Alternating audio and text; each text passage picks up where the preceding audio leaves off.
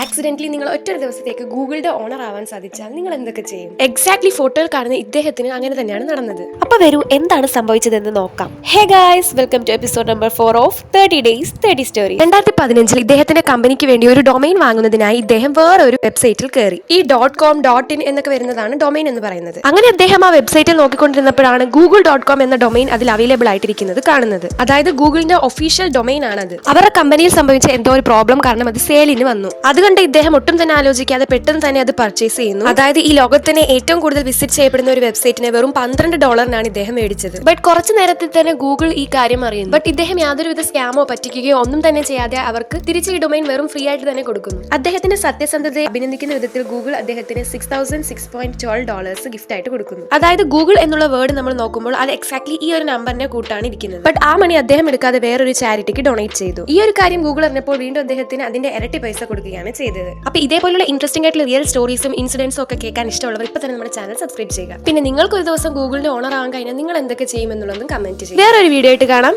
Tata.